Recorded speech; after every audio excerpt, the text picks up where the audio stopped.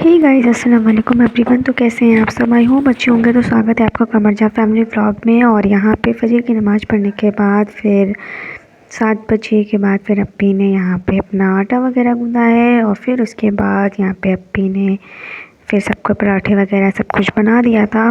फिर आज बड़ा ही अच्छा मौसम था मौसम इस वजह से अच्छा था क्योंकि कोहरा हो गया था।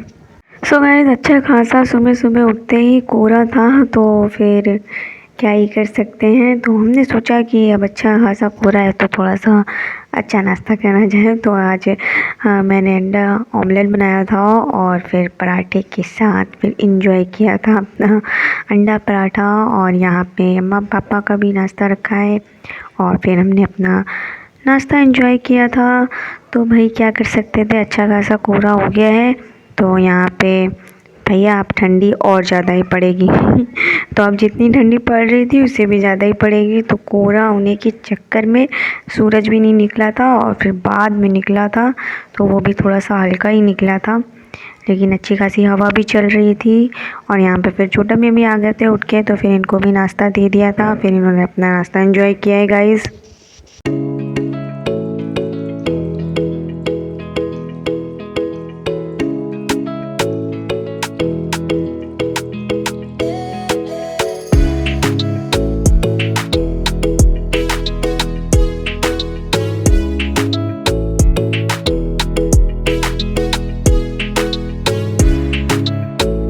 सो गाइस, यहाँ पे लंच टाइम हो गया था। तो आज लंच में अम्मा ने बनाया था आलू और सीम की सब्ज़ी। तो यहाँ पे इसे अच्छे से पहले बॉईल कर लिया था। इसकी रेसिपी मैं पहले भी दे चुकी हूँ, तो आप उसे भी देख सकते हैं। और यहाँ पे फिर इसे अच्छे से बॉईल करने के बाद अम्मा इस दोनों को फ्राई करती हैं और फिर सारे मसाले को भूनने के बाद इसे डाल के अच्छे से भून के एकदम भुनी भुनी सी सब्ज़ी बनती है, तो अच्छी लगती है। तो सर्दी में ये सब सब्ज़ियाँ मस्त लगती हैं।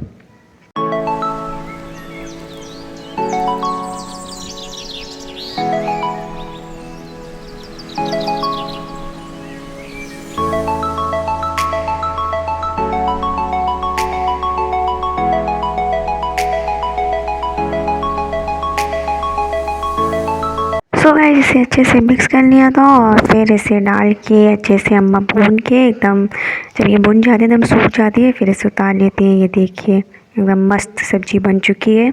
उसके बाद हम आ गए थे छत में। तो ये देखिए, तो सूरज का ये हाल था। तो यहाँ पे छोटा में भी आज आ गए थे जो है विटामिन डी लेने के लिए।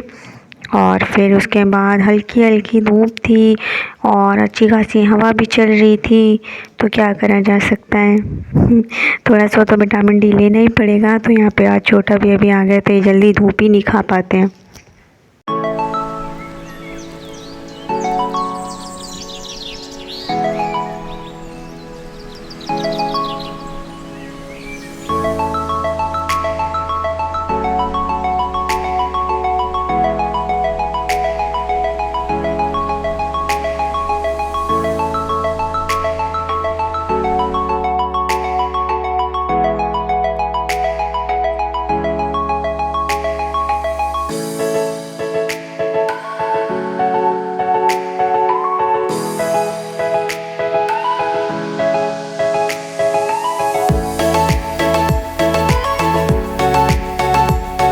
सो गाइस, फिर ऊपर से आने के बाद नमाज़ पढ़ने के बाद फिर हो गया था लंच टाइम। तो फिर हमने अपना लंच एंजॉय किया है। तो ये था हमारा लंच, एकदम सिंपल दाल चावल, दाल नहीं था सब्जी और ये चावल मस्त एकदम खाया था फिर हमने। और यहाँ पे भी छोटा भी आ गए थे और इन्होंने भी खा लिया था।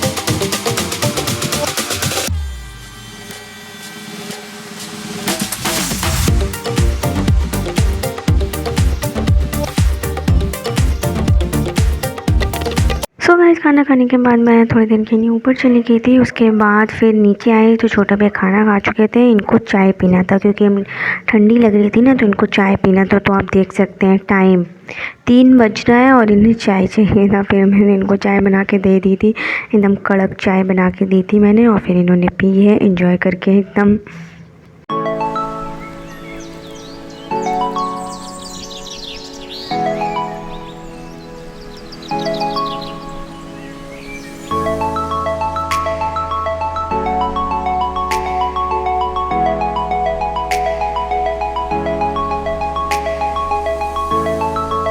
सो गाइस शाम हो गई थी। फिर उसके बाद यहाँ पे मैं चाय बना रही थी और भैया तब तक आ गए थे। ये शेरू लोग का जो है खाना लेके, तो जो खाते हैं वो लेकर आ गए थे। और फिर यहाँ पे मैं चाय बना रही थी और फिर भैया आ गए थे। फिर ये आके अपना फ्रेश होके फिर इन्होंने अपना चाय एंजॉय किए। और यहाँ पे अप्पी जो है वो बैठकर जो है चाय का वेट कर रही थी, मैंने मतलब कॉफ़ी का वेट कर रही थी। फिर मैंने कॉफ़ी बना के अप्पी को दे दिया था। फिर पापा आ गए थे अपना, मतलब अम्मा पापा नीचे थे ना, तो फिर वो आ गए थे और फिर अपना चाय पिए थे गाइस। इतनी ठंडी है तो चाय तो बहुत ज़रूरी है।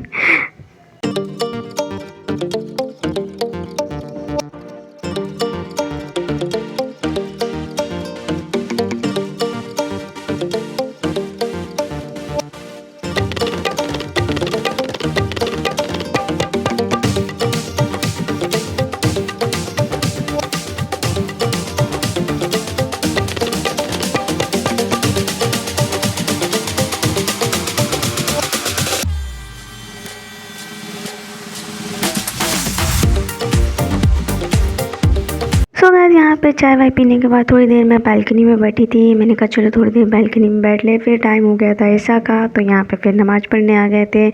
तो फिर उसके बाद अप्पी यहाँ पे वजू बना रही थी। फिर मैं वजू बना के आ गई थी और यहाँ पे तब तक अप्पी ने जो नमाज़ भी बिछा ली थी। फिर हमने ऐसा की नमाज़ पढ़ने के बाद अप्पी रोटी बनाने के लिए आ गई थी।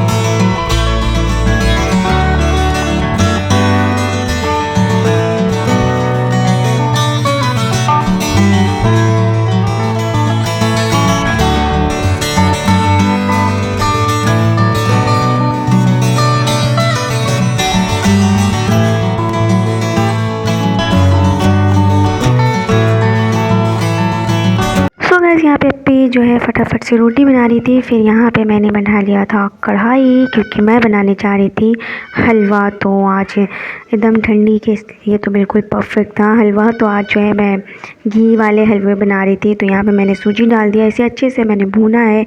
बहुत ज़्यादा इसको भूनना पड़ता है, जब तक ये थोड़े से ब्राउन नहीं हो जाते हैं तब तक इसे अच्छे से भून लिया था। तब तक मैंने यहाँ पे फिर जो है ड्राई फ्रूट्स भी अच्छे से कट करने चली गई थी और फिर मैंने इसे जल्दी से कट कर लिया था और इसे थोड़ा छोटा छोटा सा एकदम बारीक कट कर लिया था। फिर उसके बाद यहाँ पे अप्पी ने ये घी खोल के मुझे दे दिया था। तो ये मेरी तरफ चलता है नमस्ते इंडिया का घी। तो अगर आप कानपुर में हैं तो आपको तो पता ही होगा, और वैसे और भी बहुत सारे आते हैं, पर मैं ये लेके आती हूँ, मुझे बहुत अच्छा लगता है ये वाला घी, तो मैं ये ले आती हूँ। और यहाँ पे फिर अप्पी ने इसमें डाल दिया है घी। तो मैंने कहा अप्पी इसे घी डाल दो अपने हिसाब से, तो अप्पी ने डाल दिया था। और उसके बाद इसे अच्छे से भूनने के बाद इसमें जो है वाटर डाल दिया था और अपने हिसाब से हमने शक्कर डाल दिया था गाइस। फिर इसे अच्छे से मिक्स कर दिया था।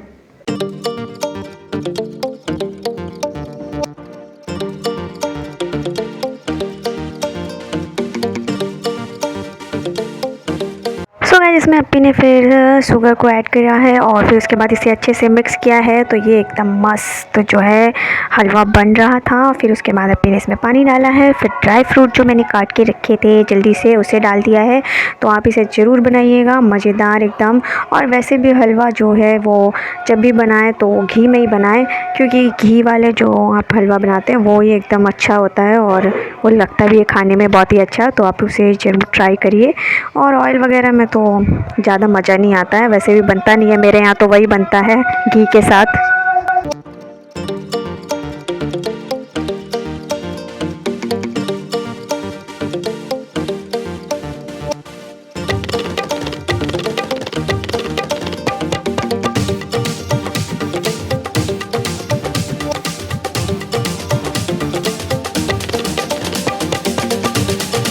सो गाइस यहाँ पे मैंने छोटे भाई को दे दिया था तो ये खा रहे थे। और यहाँ पे अम्मा फटाफट से जो है रोटी में घी लगा के जो है वो दे रही थी। और फिर छोटे भाई ने अपना डिनर किया था और हमने भी यही डिनर किया था, मज़ेदार एकदम हलवा और रोटी खाइए घी के साथ, एकदम मज़ेदार।